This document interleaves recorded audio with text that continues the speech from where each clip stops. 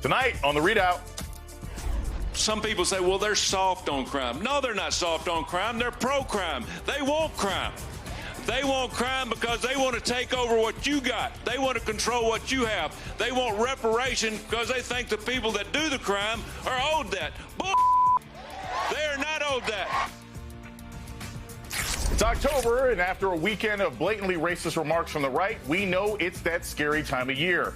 It's met by complete silence from Republican leadership, who surprisingly are in allegiance with most of these comments.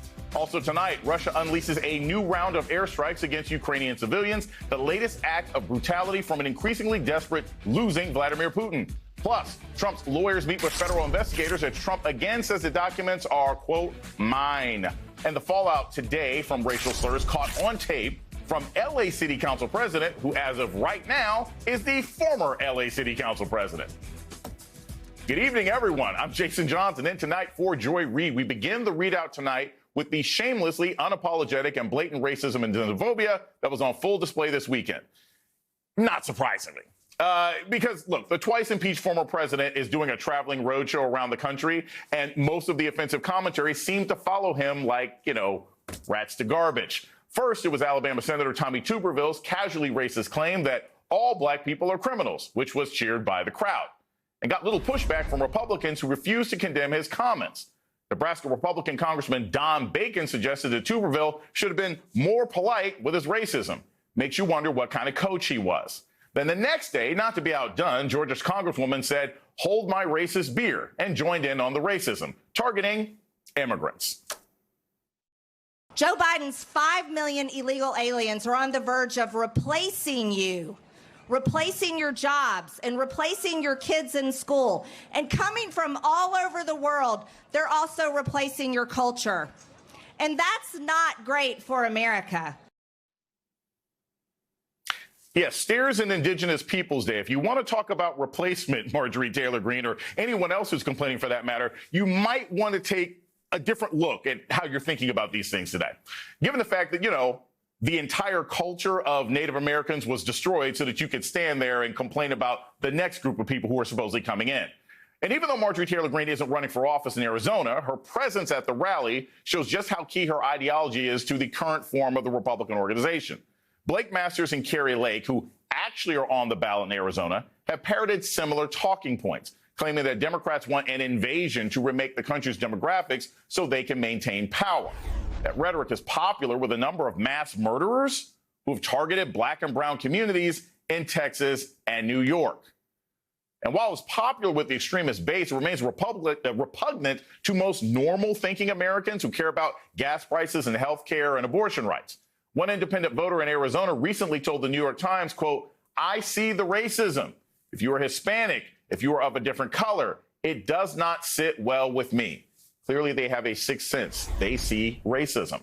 On the same day that Trump was campaigning for Kari Lake, her Democratic opponent for Governor, Katie Hobbs, was holding an event at the Barry Goldwater Memorial Park.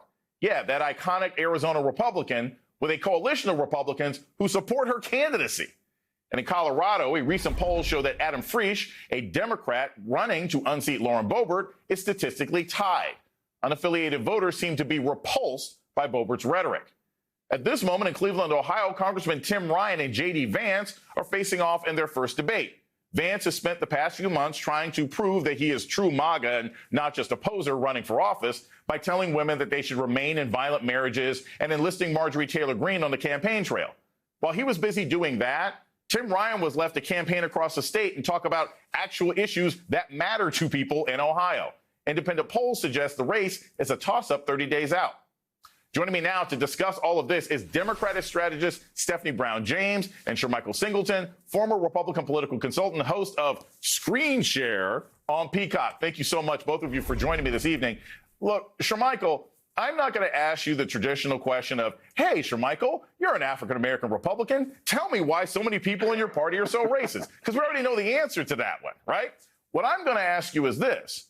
In our current political environment, is that effective? Is the kind of racism that you hear from Tuberville, is the kind of racism you hear from Marjorie Taylor Greene, is that effective with anybody other than hardcore MAGA voters? Because it would seem to me that if I'm an independent voter who's not motivated by just anger, I want to hear about gas prices. I want to hear about health care. I want to hear about student loans. I don't care how much you hate immigrants.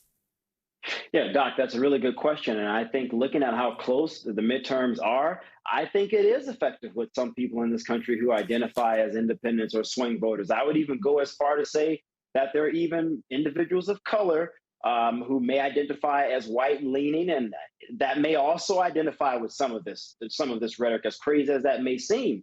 You would think, Doc, when you listen to rhetoric like that, that Democrats would have a significant advantage. And we're looking at 46, 47% difference, right, within margin of error. Republicans need to gain 5 seats in the House to regain it. They need just 1 seat in the Senate to take it back. These aren't significant margins. And so you have to ask yourself, it clearly isn't just, quote unquote, MAGA Republicans who are saying, you know, I'm going to vote Republican. There are clearly some other folks in our country who are overlooking these things, Doc, for other reasons, which in my opinion is just as bad as people who are saying, I support this because I agree with it. Well, that's true. I mean, if you've got anybody out there right now who's like, I'm okay with the racism as long as you lower my gas prices, probably not the kind of person I'd want as a neighbor. Stephanie Brown James, you are a co-founder of Collective PAC, which is an organization that goes out and raises money, helps many minority candidates run for office. One of the reasons I wanted to have you here is because when you're facing this kind of rhetoric, obviously part of the strategy is your candidate has to go out and deliver a message. But the other thing that you have to do is somehow get those people who may be, as Shermichael suggests, somewhat motivated by this rhetoric to think not in terms of cultural animus, but practical bread and butter issues. What are some of the things that you hear effective Democratic candidates saying right now when they're up against that kind of racism? Well, it's exactly the point that you raised, Jason, and that is that we have to focus on the issues. We talk to our candidates all the time, and we focus on Black candidates that are running on a local, state, and federal level to let them know, listen, it is about the everyday experience of your neighbors, of your constituents.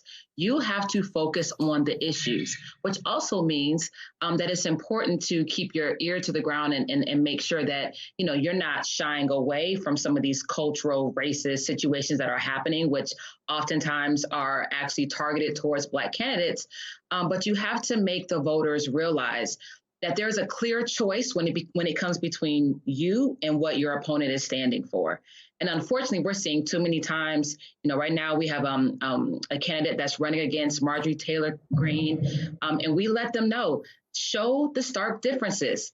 If people want a racist individual representing them, saying that that is the values that they uphold, then they should vote that way. But if not, you need to vote my way because I'm focused on the issues and I'm focused on making the country move forward and not move back, which is exactly what so many of these individuals who you saw on these videos are trying to do. They want us to go back so bad that they will use the same old racist, tired language and tropes to get folks thinking back 100 years and not how we can move forward together.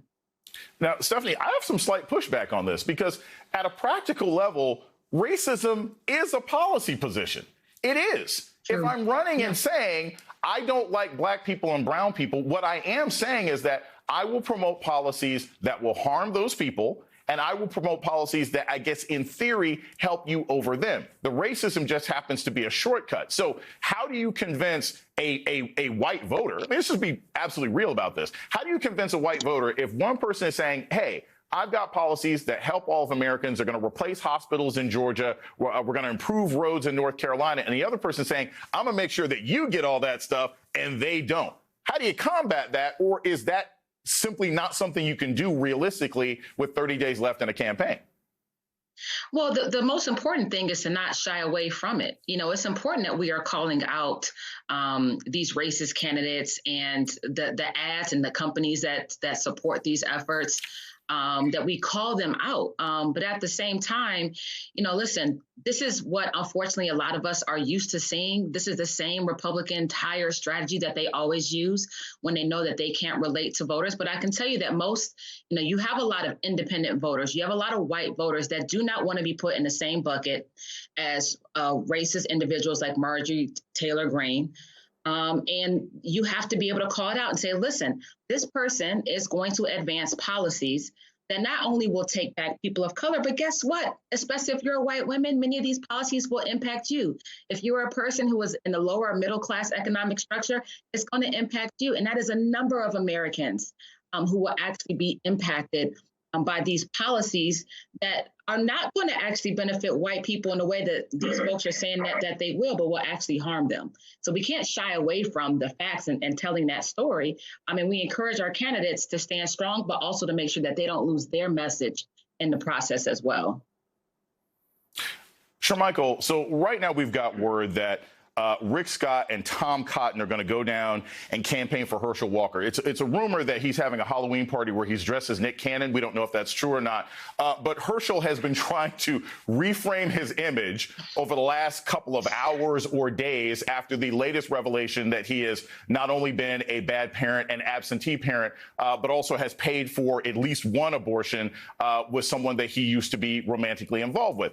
My question for you is, does bringing down these kinds of Republicans actually do anything for Herschel Walker? Look, if I'm not a hardcore conservative, I don't know who Tim Cotton is, right? I mean, he looks like Lemony Snicket. He's just kind of a skinny guy. I don't know him. He wouldn't galvanize me. Are these the kinds of things that are actually going to help Herschel Walker? Or is it just a sign from the Republican Party as a whole saying, hey, we've got your back, even if you're in a losing campaign?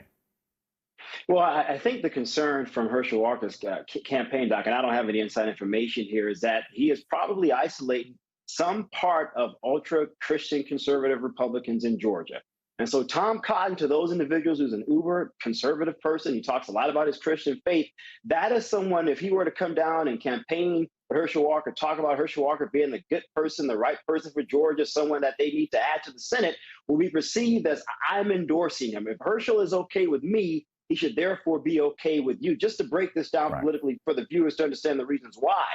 With that said, though, Doc, I think that they're recognizing that they're potentially isolating a lot of independent women, a lot of suburbanites, and that's a base that Republicans, that even Mitch McConnell a couple of months ago acknowledged that Republicans want to win those voters back. It's also why Mitch McConnell said, I don't like some of the Republican candidates that have been selected because I think we may not win back the majority in the Senate because of some of those types of candidates. And so looking at that, to me, tells me that the internals of the campaign are saying, holy smoke, this revelation is damaging.